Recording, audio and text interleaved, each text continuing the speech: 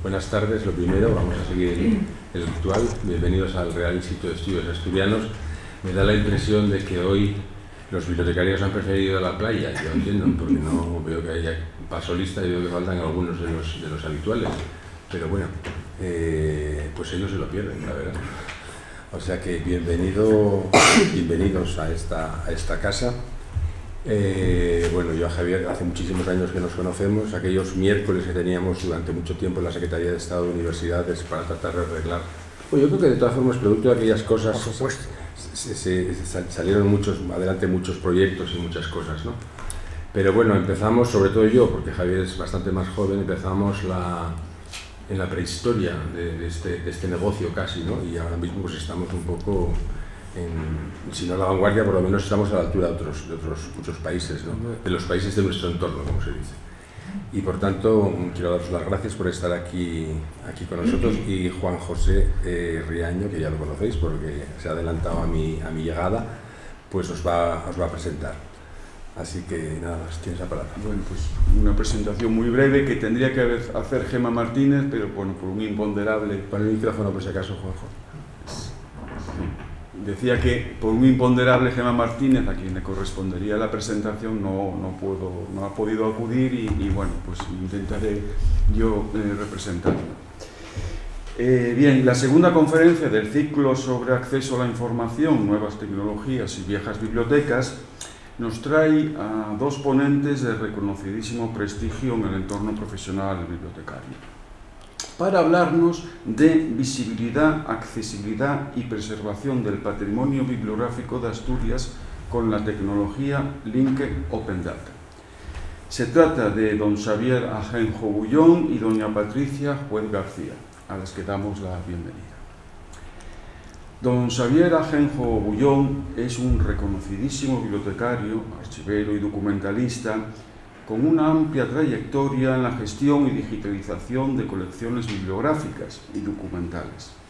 Ha trabajado en numerosos sitios y en proyectos relacionados con la preservación digital y el acceso abierto a la información.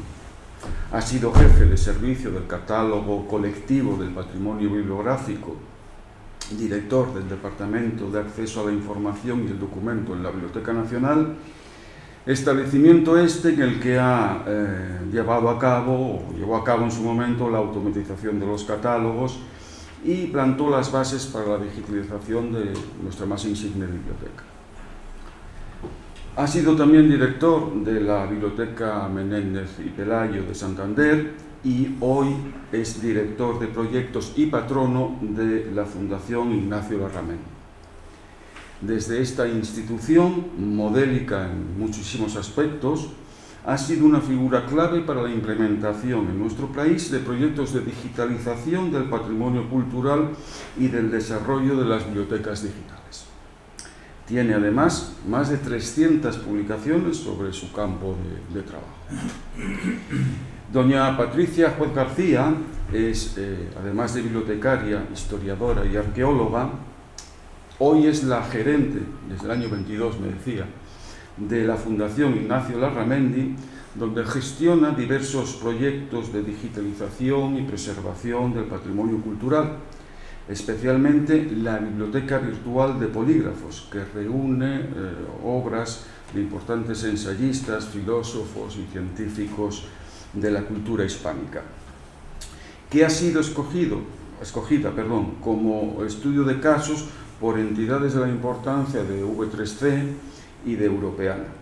Es autora además de numerosos artículos y comunicaciones en congresos y editora digital. Hoy vienen a hablarnos de las estrechas relaciones entre la tecnología y los materiales bibliográficos disponibles para los lectores a través de la web, especialmente la que se conoce como web semántica, y de Linked Open Data. Muchas gracias a ambos por su presencia. Muchas gracias. Yo me bajo porque para poder ver. Tú si quieres bajar, Juanjo, también, si quieres.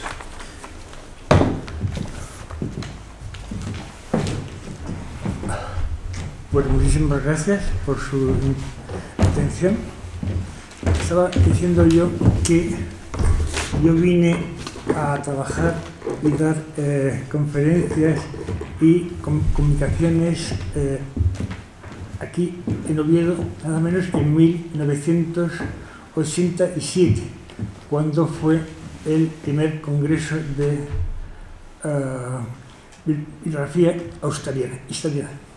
Es curioso porque casi 40 años después, aquello que yo planteé, también con la colaboración de Ana Rodríguez Navarro, cuando hicimos el catálogo colectivo del patrimonio bibliográfico asturiano y la bibliografía resolutiva de Asturias. Es decir, que uno vuelve como el criminal al lugar del crimen. Yo trabajo, como ha dicho muy bien, en la biblioteca de la Fundación Ignacio Larramendi, y voy a dar dos pinceladas sobre Ignacio Hernando Larramendi. Hace un par de años fue el centenario de Ignacio y se hizo una bibliografía que se habla de lo que hizo don Ignacio en varios campos. Quizá lo que es más conocido es porque en 1955 cogió una mutualidad y lo transformó en 35 años lo que es Mafre.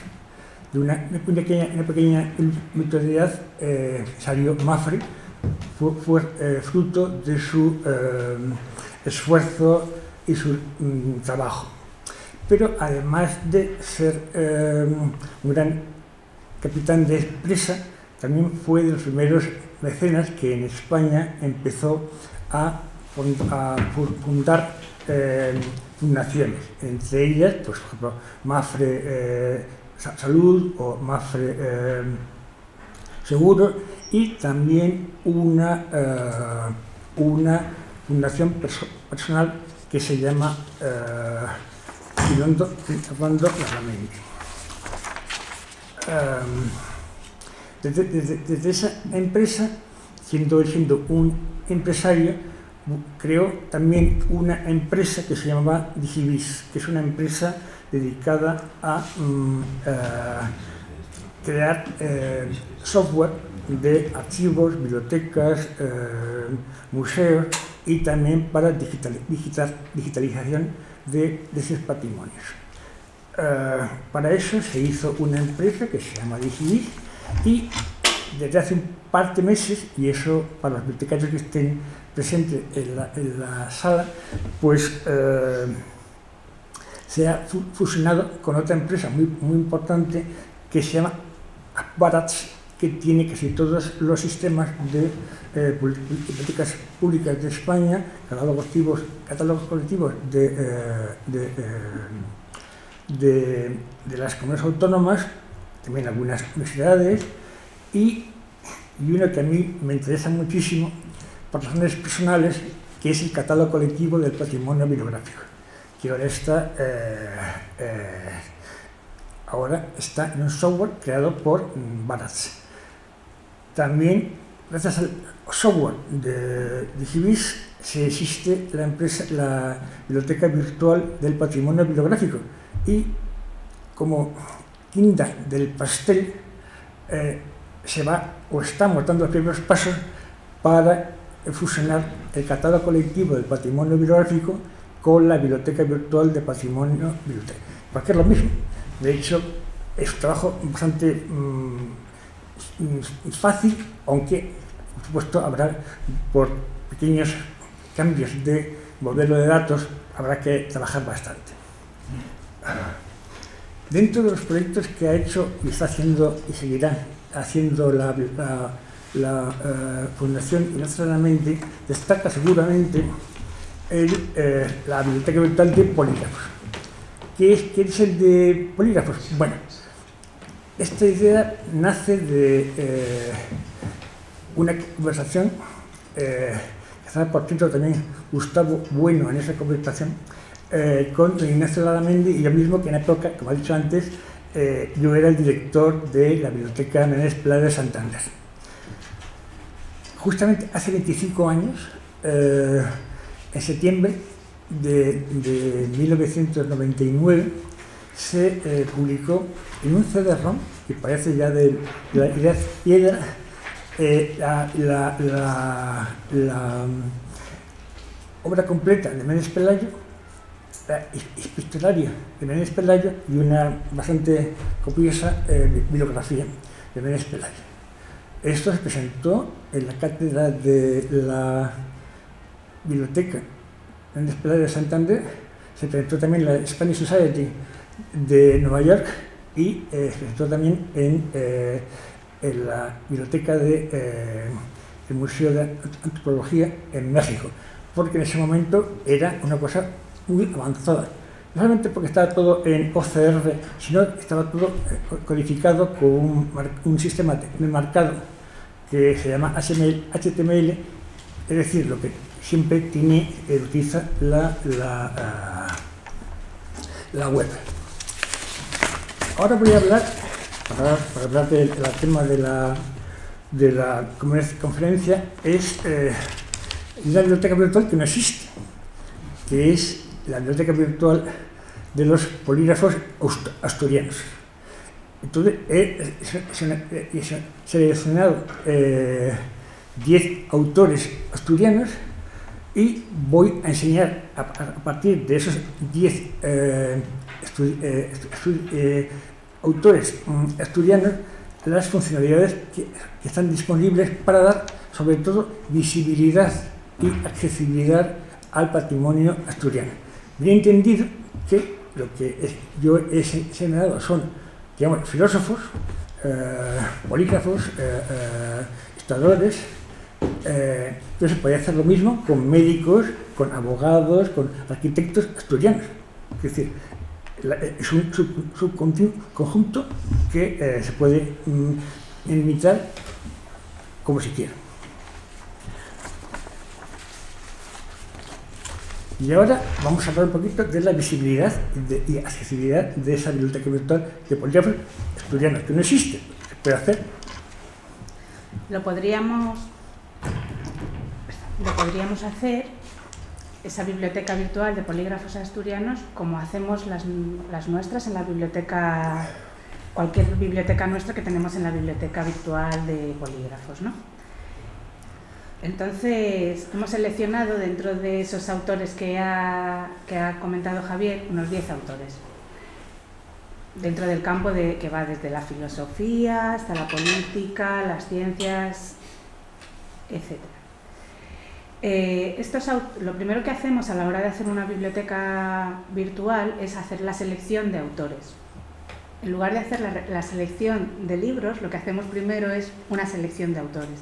Y a partir de esa selección de autores, lo que hacemos es enriquecerlos y dotarlos de la mayor información posible, para que una vez con toda esa información se crean unas fichas de carácter prácticamente enciclopédico. ¿Qué pasa con esto?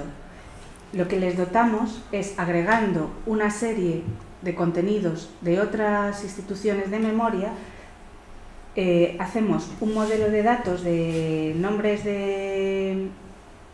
les dotamos con este modelo, pasamos de lo que son los registros de autoridad de nombres de persona a lo que son los registros de personas, tal cuales. No es solo el nombre, sino qué representa.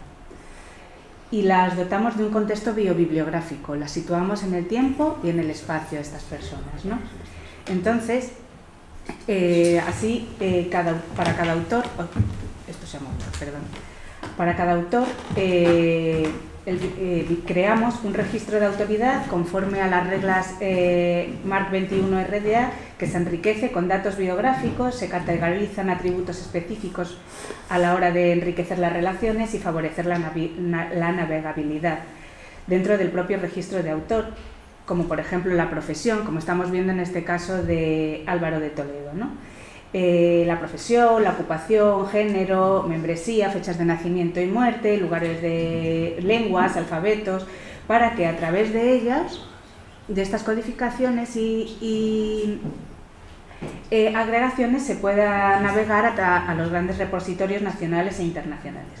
Si nos fijamos en este registro de Álvaro de Toledo, que fue arcediano de aquí de Oviedo y es especialmente conocido por sus trabajos de copista y traductor en la etapa alfonsina de la Escuela de Traductores de Toledo, vemos cómo, por ejemplo, gracias a la versatilidad del sistema, podemos codificar su campo de actividad, el que hemos puesto que fue, por ejemplo, hace traducciones de la obra de Averroes, ¿no?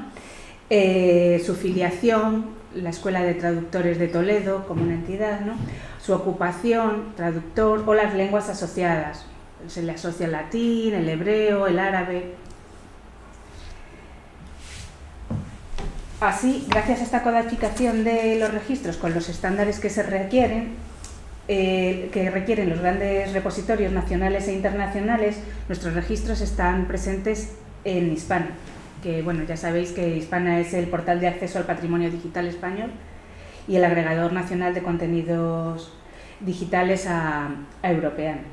Ha sido una herramienta, como ha comentado antes Javier, que ha desarrollado la que ha sido hasta hace muy poco nuestra empresa filial y que proporciona acceso al patrimonio cultural y científico español, recolectando y haciendo accesible los metadatos de los objetos digitales, y permite visualizar estos objetos a través de enlaces que además redirigen a las páginas de las instituciones propietarias. Es decir, si Hispana recolecta los objetos digitales que están en la biblioteca digital de Asturias, siempre tiene un enlace que te lleva a la biblioteca digital de Asturias. Bueno, yo explico un poco lo que es, por si hay gente que no sabe lo que es Hispana o lo que es Europeana, ¿no?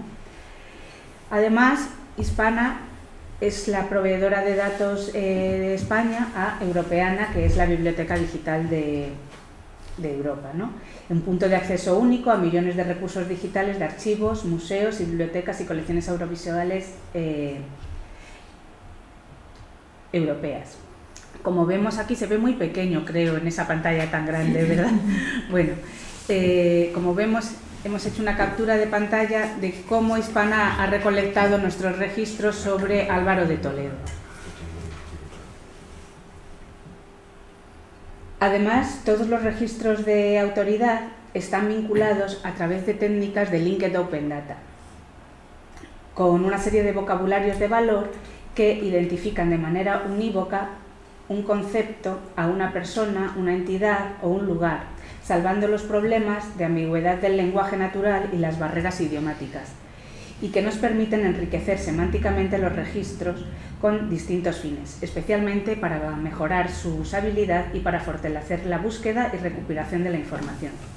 Este enriquecimiento semántico se basa en la normalización de datos, la reconciliación y la vinculación con recursos Linked Open Data externos, así como en la extracción de datos adicionales a través de procedimientos automáticos o semiautomáticos, como por ejemplo el BIAF, que es el catálogo de autoridades mundial virtual, o las autoridades de materia de la Biblioteca del Congreso de los Estados Unidos, o el GeoLinked Data del Instituto Geográfico.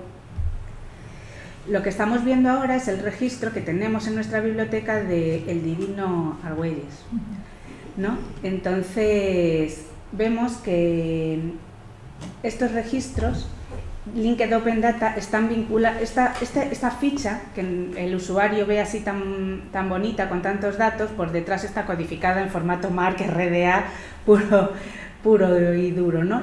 Pero los registros, las URIs que se enlazan en los campos 024 y que son esos vocabularios de valor, se enganchan a través del campo, perdón, como he dicho antes, del campo 024, ¿no? Como vemos, son vocabularios que enlazan con la Biblioteca Nacional, con la Biblioteca Nacional de Francia, con la alemana, con el catálogo bibliográfico mundial, el WorldCat, o la DBpedia. O también con Wikidata o con la propia, no sé, con un montón de bibliotecas. y como además cuenta con unos metadatos codificados en el modelo de datos que pide Europeana para poder formar parte de ella, que es el modelo de datos es LDM, que es un marco conceptual y esquema de metadatos desarrollado por Europeana para facilitar la integración, gestión, uso de datos culturales provenientes de diversas instituciones. Claro, los datos están, cada uno los ponía de una manera, aunque tenían un formato, pero cada uno los ponía de una manera para poder integrarlos todos dentro de Europeana exige un marco conceptual, y ese marco conceptual es Europeana Data Model, que además es el Linked Open Data europeo, y permite describir estos recursos de una manera uniforme y estructurada. Por ejemplo, las obras digitales, así se ven las obras digitales, una captura de pantalla de las obras digitalizadas como de Agustín de Argüelles, como aparecen en Europeana, ¿no? Que como vemos, al utilizar EDM, ya no solo en su registro de autoridad, sino también en sus registros bibliográficos, se crea una representación estructurada que incluye los metadatos del texto impreso, autor, fecha, descripción, etcétera, enlaces a otros recursos digitales, imágenes escaneadas, como vemos son bastantes objetos digitales que lo componen, de sus obras. Relaciona conceptos como temas históricos, lugares mencionados, etcétera, y la información sobre la biblioteca que proporciona el recurso. Por ejemplo, muchos vienen de la biblioteca digital de la Biblioteca Nacional de España, vienen también de la biblioteca virtual de Miguel de Cervantes o de la Biblioteca Histórica de Madrid, por ejemplo. Vamos, que en resumen, que este modelo de datos permite la agregación y gestión de los datos de manera que los hace más accesibles, como he dicho, interoperables y reutilizables, ya no solamente por diferentes instituciones, sino también y sobre todo para los usuarios a nivel internacional. Son obras que salen de un nicho de conocimiento y se abren al mundo entero. Tenemos, por ejemplo, también que siguiendo con la codificación de la información, en nuestros registros, una de las cosas que más interesante me parece a mí son las relaciones que establecemos a nivel semántico a partir de la ontología de la DBpedia. Es decir, a través de los campos 500 podemos establecer relaciones semánticas de un autor que influye en otro, a quién influye, qué autores influyen en un autor, a quién traduce. Por ejemplo, en el caso de José Gaos, nos encontramos que fue traductor, podemos enlazarlo y navegar a través de eso, podemos enlazarlo con que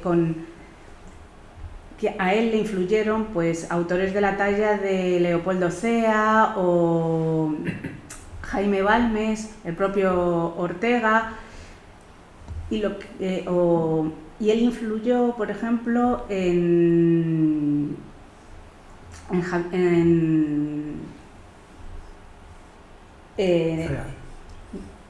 sí, lo he dicho al revés. Él influyó en Cea o en Eulogio Palacios, ¿no?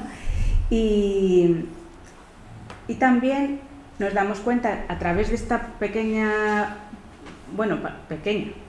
de esta ficha de autoridad, de este registro de autoridad, como diga ficha de autoridad, Javier me mata, registro de autoridad, que fue traductor de autores como Kant, Heidegger o Hegel, ¿no? Y a partir de aquí el usuario puede navegar a todos estos autores y hacerse una idea. Siempre pongo un ejemplo que cuando hicimos la biblioteca virtual de la Escuela de Salamanca, nos dimos cuenta, gracias a este modelo de datos, que las obras del padre Mariana habían sido publicadas sobre todo en países protestantes.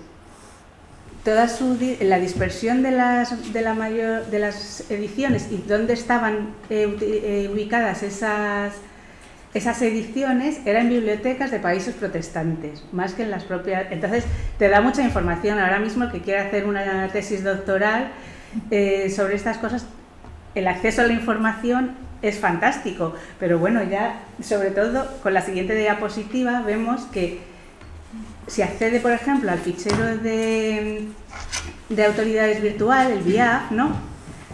Veis en la imagen que vosotros tenéis a la derecha, gracias, cómo se establecen las relaciones de este autor a través de, con un solo clic, ¿no?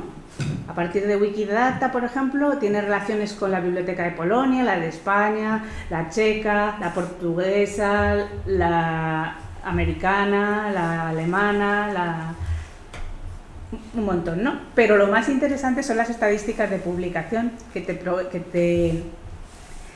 te proporciona, ¿no?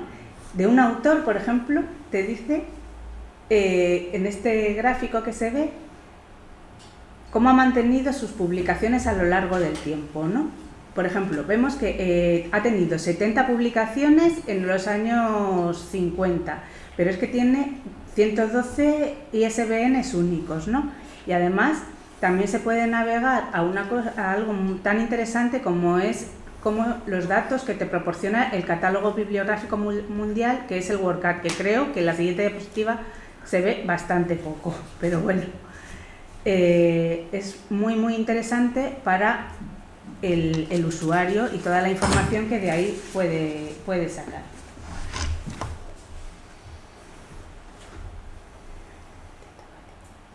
Bueno, vamos a hablar un poquito más de eso que es el segmento semántico. Igual que estamos hablando de los autores que se con otros autores, también se puede hacer la misma vinculación con los diferentes materias. Por ejemplo, la biblioteca, el diccionario bibliográfico de la española, el Google Knowledge Graph, lo que tiene mucho que ver para la visibilidad en Google, y luego veremos que también con la inteligencia artificial, y todo esto permite que la información tenga más visibilidad y más accesibilidad. ¿Qué es lo que se trata? Es decir, antes estábamos hablando del Conde de Toreno. ¿Las obras de este hombre son conocidas en todo el mundo? Seguramente no. Está su casa. Sí. Está su casa. Lo sé. Poco a poco va avanzando la visibilidad de esas obras digitalizadas para que no esté metido en cualquier sitio que la web. O sea, que la propia web es que no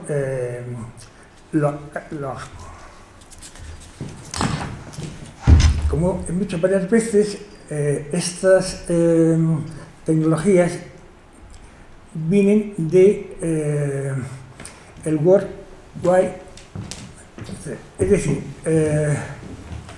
en 1989, en mi opinión, fue un año crucial. Fue cuando cayó el muro, pero también cuando se inventó la web. Y lo inventó Tim Berners-Lee, que yo creo que teníamos que tener a medidas en todas las ciudades hablando de este señor, porque cambió el mundo. Igual que se habla de Gutenberg, Tim Berners-Lee cambió el mundo todavía más, y ha sido en muy pocos años. Por cierto, que el VCC antes tenía unas oficinas en Gijón, en la Universidad Laboral, no sé si sigue allí todavía. Yo tuve una reunión con ellos hace unos años. Bueno, pues el VTC, en su día, siguiendo las pautas de Tim Berners-Lee, que es quien en realidad gobierna la web, creó un nuevo paradigma, que es Inket Open Data, datos abiertos vinculados. Y eso se aplicó a diferentes dominios de conocimiento, entre ellas las bibliotecas, los archivos, los museos, y para mostrar esas tecnologías, Linked Open Data, escogieron una serie de estudios. Casos de estudio, pues bien, nuestra biblioteca virtual de polígrafos es caso de estudio de V3C. Esto que estamos mostrando, Patricia, no es una cosa que se ha ocurrido a nosotros, no, es algo que sigue unas pautas de la web. Y todavía más, Europeana también escogió como caso de estudio el modelo de datos que utiliza. ¿Y por qué nos escogieron? Pues yo creo que es bastante claro con esta transparencia. Se aplicó esa metodología, ese modelo de datos, esa ontología, que podría ser Francisco Sánchez o puede ser cualquier otro autor, porque Francisco Sánchez es un filósofo que tuvo mucha influencia en el siglo XVI, porque empezó a utilizar las ideas de los escépticos griegos, sobre todo Pirrón. Pero sus obras fueron leídas primero por Montaigne, que por cierto, no sé si saben ustedes que la bisabuela de Montaigne era de Catalayud, lo cual es, y también Descartes. Por ejemplo, cuando Descartes le mandó el borrador del discurso del método a su amigo el padre Mersenne, le dijo, bueno, ¿qué le parece a usted? Y dijo, pues me parece muy bien, pero esto lo has copiado de Francisco Sánchez. No, y contesta Descartes, dice, no, yo no he oído la obra de Francisco Sánchez, no he leído, pero en cambio sí he leído la reputación que hizo el llamado Divino Valles, que era un médico de Felipe II, que publicó una obra que se llama La filosofía sacra. Es decir, las ideas escépticas que utilizó tanto Montaigne y Descartes se basan de una serie de obras de filósofos españoles. Como se ve en estas gráficas, estos croquis, se ven diferentes autores influidos por Descartes o Montaigne. Cómo fue que las obras de Pirrón influyeron en Sánchez y a su vez las materias que están relacionadas con Sánchez. Es decir, eso es la web semántica. Personas, conceptos y aplicarlo a cualquier conjunto de información, sea Francisco Sánchez o sean los autores asturianos.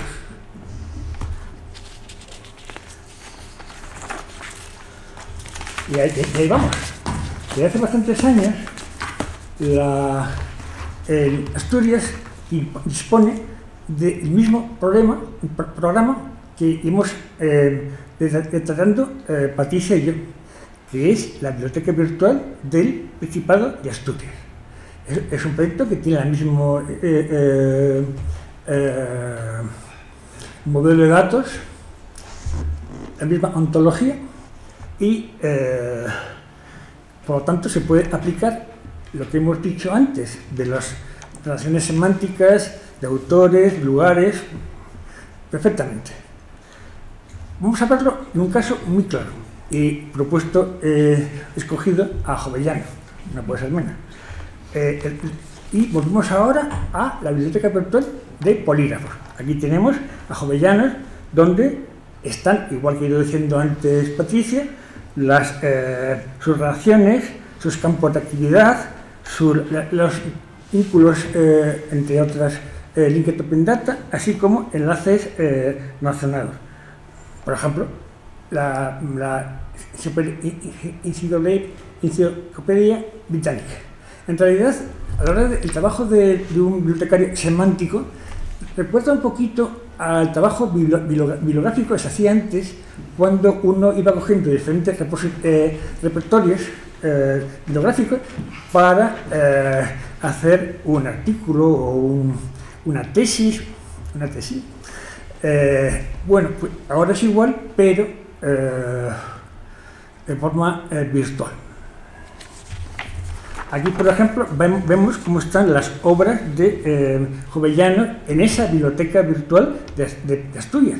Es decir, estoy pasando de las autoridades de la biblioteca de Asturias a las autoridades de la Fundación Ignacio Larramendi, porque son las mismas, porque el modelo de datos es el mismo, porque está basado en unos estándares tanto de UTC como europeana, como el formato MAR, SCOT, todo eso. Aquí, por ejemplo, vemos un registro bibliográfico de una obra digitalizada por la Biblioteca Virtual del Principado de Asturias, y vemos claramente un registro bibliográfico de toda la vida, en formato MAR. Hombre, un formato MAR bastante cuidado, pero deja de ser un registro MAR que tiene quizá una peculiaridad que no todos los sistemas de bibliotecas utilizan, que es que los llamados registros de ejemplar, es decir, los holdings, usando el barbarismo, están también en formato MAR. Yo me acuerdo hace 40 años, cuando empezó el catálogo colectivo del patrimonio, yo me di cuenta que tener unos datos de ejemplar eran esenciales, porque las mismas son las mismas ediciones, pero los ejemplares son muy diferentes. Uno puede estar encuadrado en papel, otro en cuero, puede tener unas anotaciones manuscritas. Es muy importante, por eso aplicamos el formato MAR de ejemplares, que son muy importantes. No digo ya cuando estamos ya hablando de las publicaciones periódicas. Es evidente que puede haber una cabecera del siglo XIX con miles de ejemplares, y algunos los tendrá esta biblioteca, el otro no. Es decir, eso es muy importante desde el punto de vista técnico. Aquí, por ejemplo, vemos como Asturias, la biblioteca virtual del Principado de Asturias, cómo ha digitalizado estas cartas de Jovellano. Como ven ustedes, las notas son muy descriptivas, son muy buenas, la digitalización también es muy buena, y esto ya es un poco más duro, está en RDF, es decir, no ya en formato MAR, sino ya no estamos en el mundo de HTML, sino ya XML.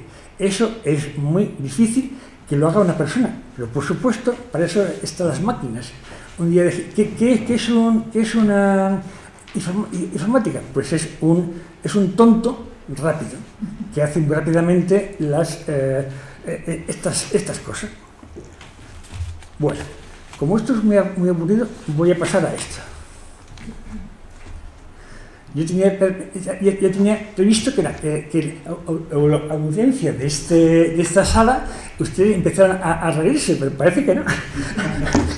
Pues, a ver, las novias de Drácula. No está mal, ¿eh? Bueno, por ejemplo, es un caso de la Biblioteca Virtual de Castilla y León. Es el mismo programa. Es el mismo modelo de datos, es las mismas funcionalidades, y además de poner filósofos, han puesto también algunas películas, y me pareció más graciosa esta que otra más con más enjundia, después de hablar de Kant, de Hegel o de Husserl, ¿qué han hecho en Castilla y León? Pues crear un micrositio donde están los datos vinculados, autores, instituciones, lugares, para navegar de forma muy fácil. Por ejemplo, se puede ver aquí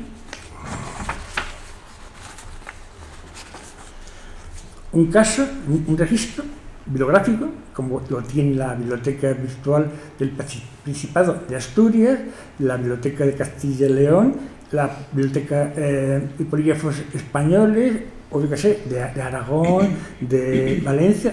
todos utilizan el mismo programa y el mismo modelo de datos. Por ejemplo, hemos cogido el caso de José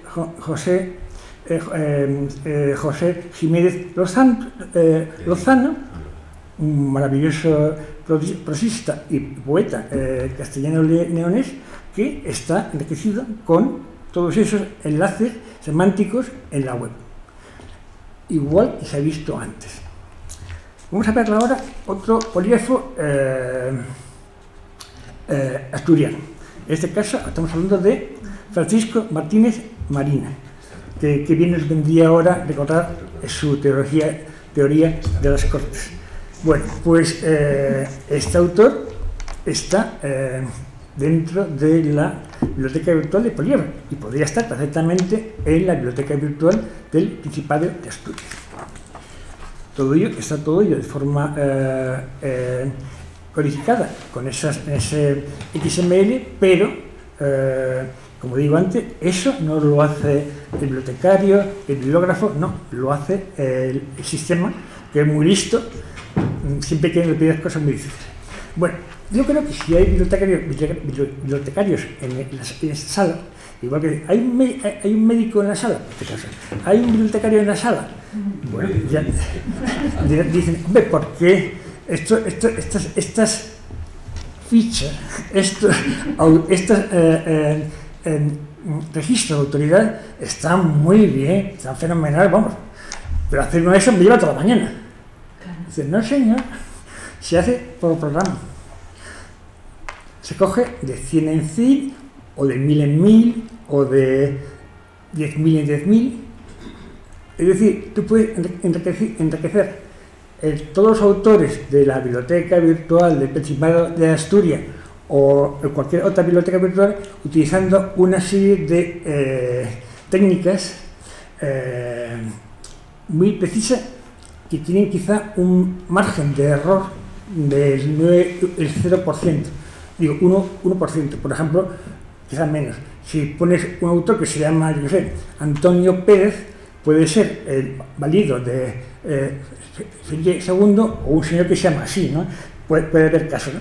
Y por ejemplo, con estos centros semánticos de autores filósofos españoles, hispanoamericanos, portugueses o brasileños, me salen muchísimas entradas de futbolistas.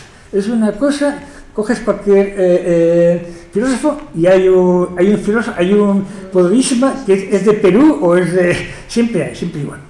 Bueno, todo eso está contado, además de las introducciones a esas bibliotecas virtuales, con una serie de artículos que he ido escribiendo estos años y que va a contar ahora Patricia, utilizando nuevamente registro de autoridad de polígrafos, filósofos, historiadores asturianos. Bien, pues como bien señala Javier, toda esta práctica se ha plasmado en diferentes artículos que ha escrito Javier con otra bibliotecaria también muy conocida, que es Francisca Hernández, que ahora está en la Biblioteca Nacional, y en los que se detalla el proceso de enriquecimiento. Pues un momentito, todos los artículos se pueden descargar en texto completo de la web.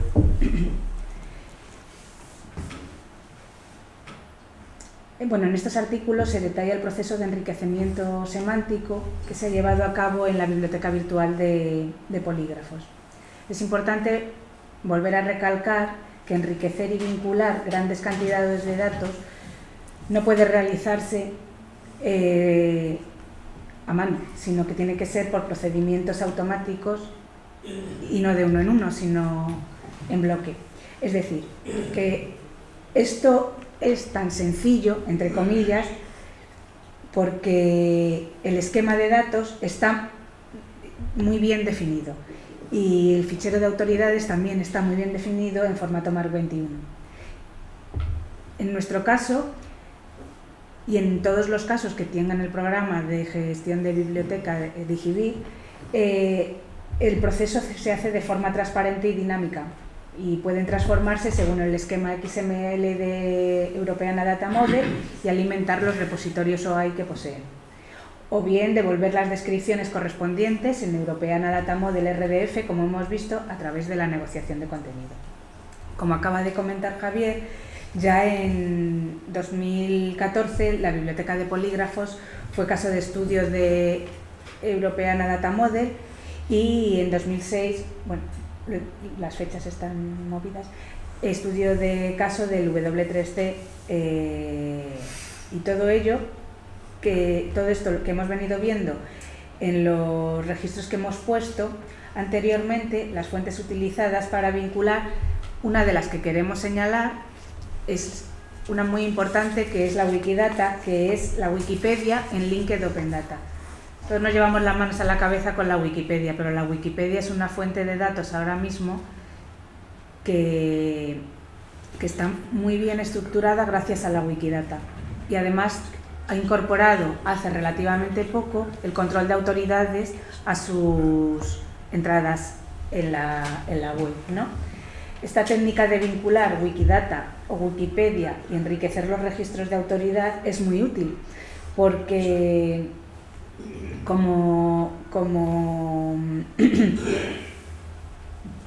porque los datos nos los proporciona automáticamente, además de otros muchos datos que aparecen allí y que podemos incorporar en nuestros registros, como por ejemplo una pequeña biografía que se consigna en lo que es el campo MARC 678, y que evidentemente para algunos autores esta información se queda muy corta, pero para miles y miles de autores constituye una fuente de información muy importante cuando no se dispone de ninguna otra. Hay que señalar que en el proceso de enriquecimiento de los registros de autoridad de polígrafos, Wikidata se ha revelado como una fuente de datos fundamental, por diferentes motivos, pero especialmente por la gran cantidad de datos estructurados, como podemos ver en esta diapositiva de Agustín Bernardo de Pedralles, que siempre en la Biblioteca Virtual de Polígrafos estamos en constante mejora y intentando incorporar la mayor cantidad de datos posible, bien contrastados por supuesto, a los registros. Y utilizamos Wikidata por su estrecha relación con Wikimedia, como he dicho antes, y otros proyectos de Wikimedia. Y porque a su vez está muy relacionada con vocabularios de valores externos, como os he comentado antes, gracias a que ha incorporado los números de control de las principales agencias catalogadoras mundiales, ¿no? Pero no solamente se puede hacer esta vinculación con los autores, con los registros de autor, también se puede hacer con registros de materia, ¿no? Y para que proporcionar a los usuarios elementos de navegación que les permitan ampliar o restringir sus consultas en otros sistemas de información. Para ello, el sistema de gestión de bibliotecas Digibib, nuestro sistema de información, dispone de una serie de funciones que no están disponibles aún en otros sistemas, como es el uso de registros de autoridad en las búsquedas, en la navegación, en la visualización y en la exportación. Para que todo esto tenga sentido, los sistemas de información de las instituciones de memoria deben permitir que los registros de autoridad sean un punto específico de acceso a los registros de un catálogo, incluso como una categoría propia. En último término, se trata de publicar como datos abiertos y vinculados los registros de autoridad que nosotros hemos reconciliado y enriquecido para que sean encontrables, accesibles, interoperables y reutilizables en la web, y no meros enlaces de navegación entre registros bibliográficos de un catálogo. Y repito, se hace a través de procedimientos semiautomáticos y no de uno en uno, sino en bloque. ¿Esto qué es lo que supone? Pues un mayor volumen de datos abiertos vinculados puede ejercer una mayor presión para que las herramientas de consulta de los programas de gestión de catálogos incorporen paulatinamente estos registros con sus funcionalidades específicas de búsqueda, visualización y navegación, tanto interna al propio catálogo como externa a otras fuentes de información. En el contexto europeo de enriquecimiento semántico se pueden hacer también, es verdad, que varios reparos si navegamos a través de Europeana, sobre todo porque se está limitado a una serie de fuentes con vocabularios muy concretos, ¿no? Lo que no tiene tampoco demasiado sentido, porque están proliferando estos vocabularios de valor en casi todos los dominios, ¿no? Además, lo que creemos que tiene más influencia para los proveedores de datos, todos nosotros somos proveedores de datos Europeana, ¿no?, es que Europeana no hace uso de esos datos, al menos de los proveedores de datos de España, ¿no?, que se le proporcionan enriquecidos semánticamente, con la influencia que esto tiene en su representación en la web. Es evidente que si se pudiera tratar todos los enriquecimientos semánticos que se proporcionan para cruzarlos con los vocabularios de valor que utiliza Europeana, que aunque son de gran calidad no dejan de ser limitados, se ampliaría notablemente la navegabilidad de su sitio web y, por supuesto, sería un acicate para que los proveedores ampliaran el número de datos vinculados. Por ejemplo, en el caso de Pedro Rodríguez Campomanes, vemos cómo se ha hecho este enriquecimiento en la materia justicia, que, como veis, es igual que en los autores, pero para materias, ¿no? También se hace a través de, también en la biblioteca de polígrafos incorporamos registros bibliográficos a través de servicios de SparkQL, ¿no? Es importante decir que utilizamos una cosa muy buena que hizo en su día el Ministerio de Cultura, que poner los incrementos de materias en catalán, en vasco, en gallego, en inglés, en francés y alemán, con lo cual, si se quiere, puedes tener esas materias también en diferentes lenguas.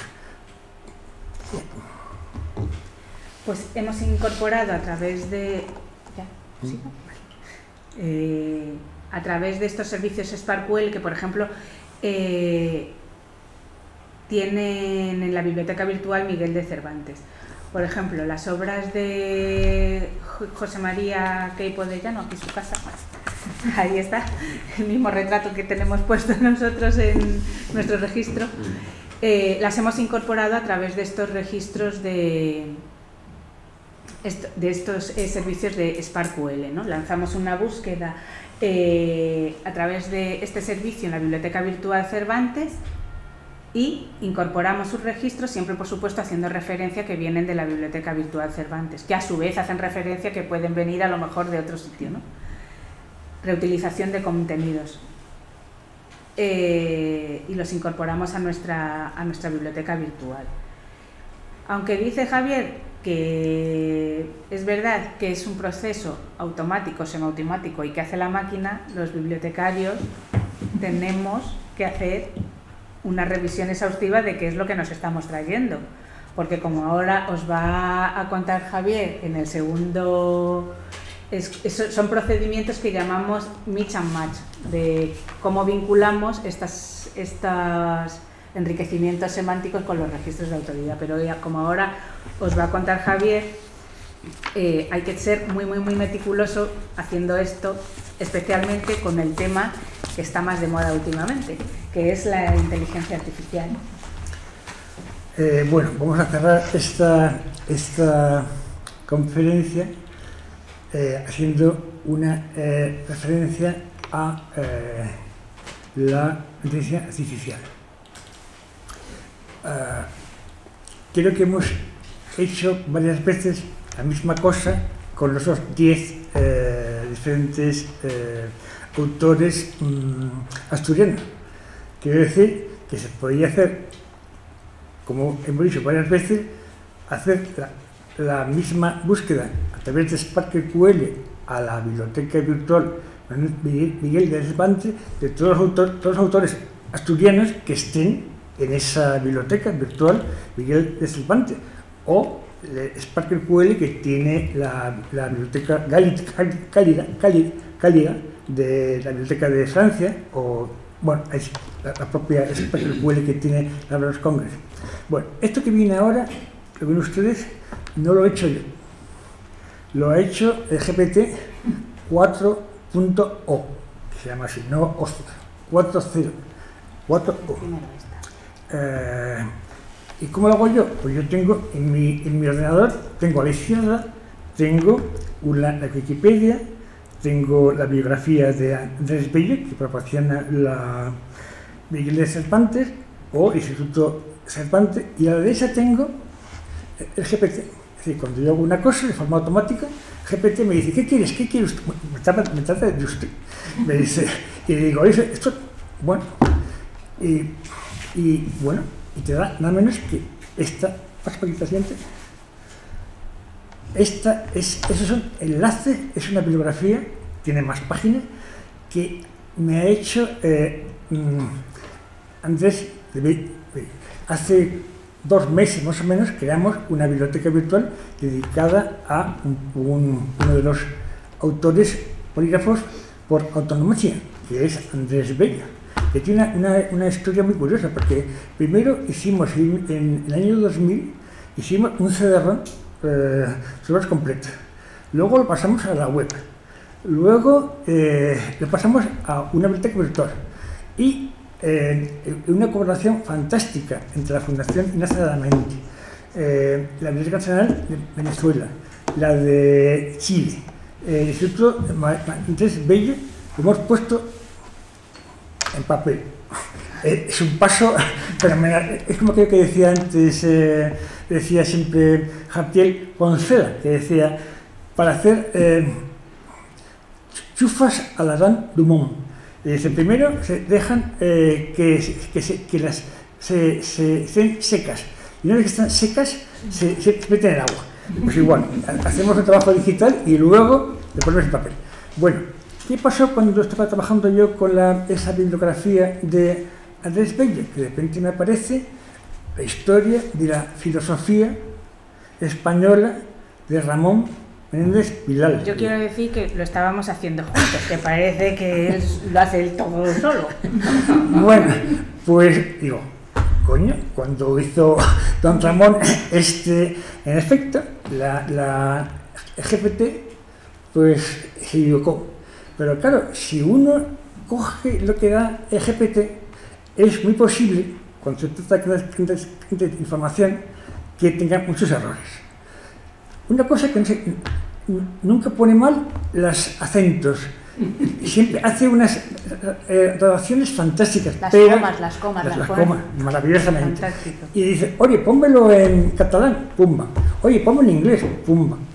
Ahora, la información tiene muchos errores, con lo cual hay que tener mucho cuidado a la hora de coger la información. Y estoy hablando de la GPT, ChatGPT 4.0, porque tiene errores y algunos muy gordos. También es verdad que es muy obediente, y si tú le dices, oye, eso está mal, perdón, lo siento mucho, y es la misma búsqueda y te lo pone corregido. Bien, es decir, hay que ser muy cuidadosos con eso. Y para cerrar la cosa, bueno, nosotros pensamos que se puede dar una visibilidad muy grande a esa biblioteca virtual de polígrafo asturiano, es decir, la biblioteca virtual del patrimonio del Principado de Asturias, y darle la más visibilidad posible al patrimonio. Evidentemente, si no fuera esas técnicas de tratamiento semántico que están en la web, tanto en Hispana, Europeana, en WordCat, las obras de Álvaro Toledo no salen a salir.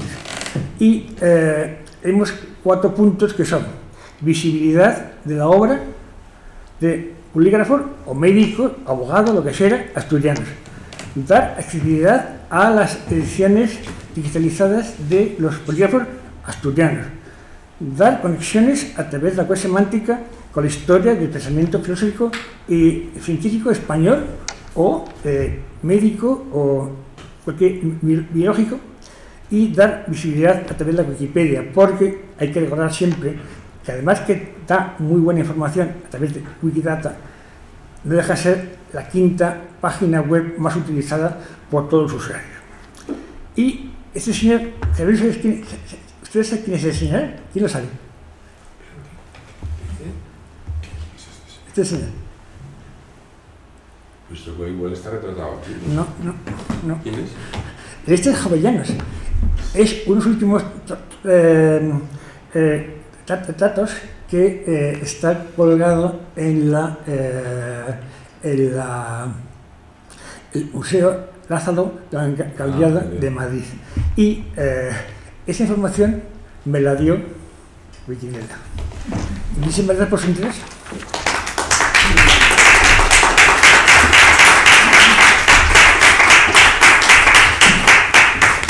Bueno, como siempre, los madrileños cogiéndonos en falta a los de provincias. Es una cosa terrible. Bueno, nada.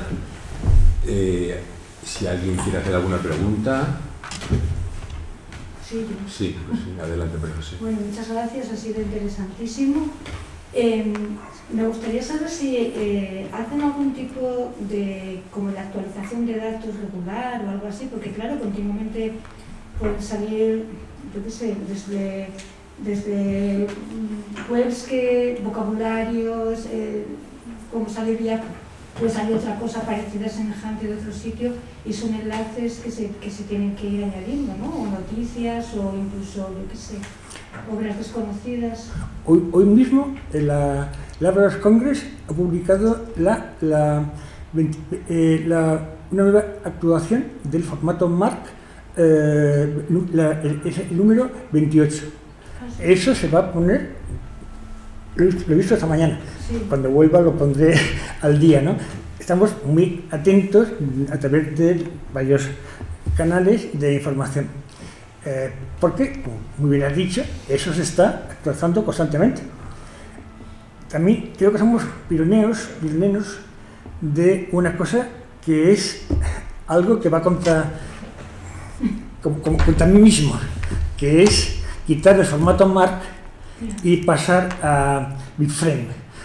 Yo he publicado ya, no sé, 10 o 7, 5 o 6 artículos sobre BibFrame, y viendo como poco a poco BibFrame está utilizando, pasando a formato MARC. Al día de hoy, la Library Congress, el 30% de los registros los pone en formato MARC, digo, en BibFrame, y luego los pasa también a MARC para pasar al otro lado.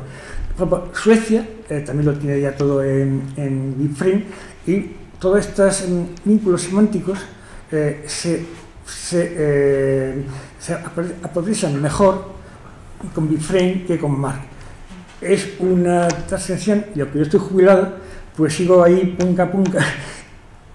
Tengo que decir que en España no hay muchos sitios que están con el BibFrame.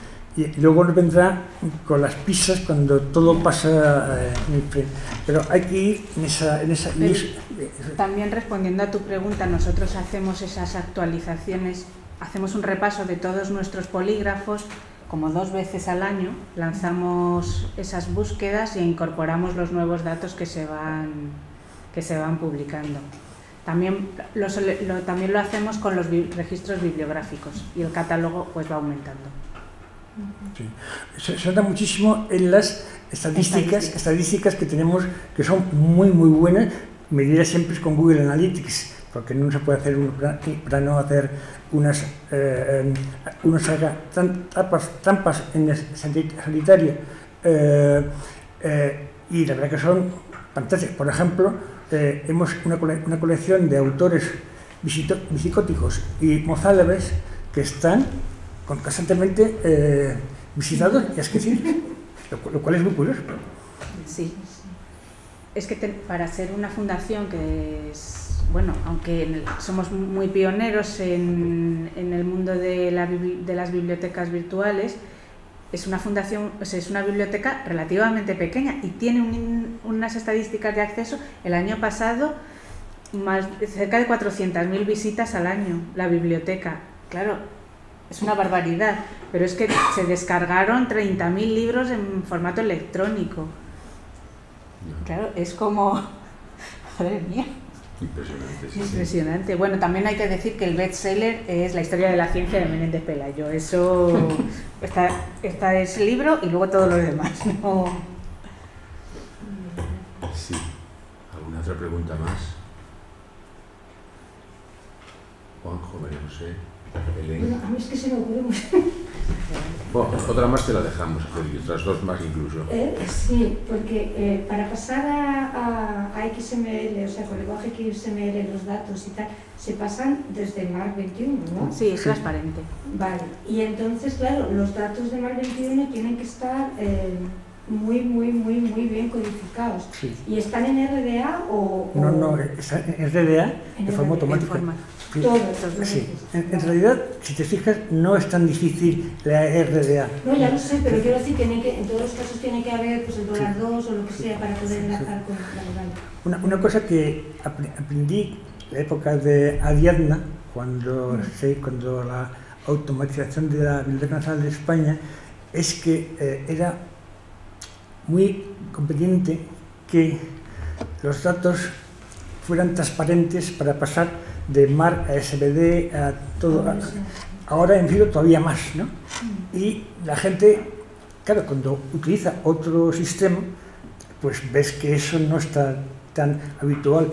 Ahora que estamos empezando esa fusión entre Barats y Digibib y Apsis, se notan esas pequeñas diferencias que hay entre una y otra. Ya, bueno, claro, pero eso pasará con casi todo. Sí. En vez de Apsis, Pero yo creo que en un año está acabado. ya. En un año está todo, seguro. Si una obra está descrita en Dublin Core, ¿Eh? si una obra está descrita en Dublin Core Sí. en vez de Mark o RDA, Entra hay igual. problemas de...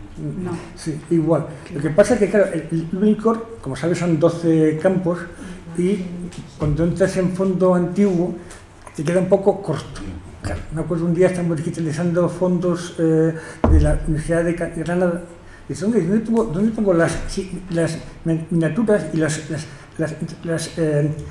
signaturas topográficas?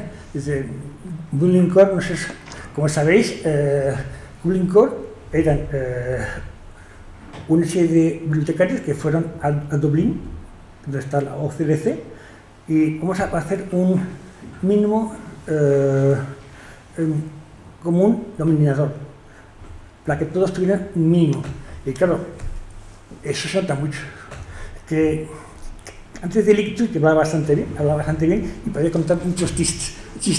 Uno que es bastante bueno es que dice, no sé si he estado 2 semanas en Dublín de oído o estoy jodido 2 semanas. Yo he estado en nuestra serie de Dublín Ohio, bueno, más o menos, en el estado de Ohio, oh my God, y es como la Mancha, pues, mucho más grande, y no hay nada. Y ahí está la OCDC. Claro, esta gente no tiene otra que hacer.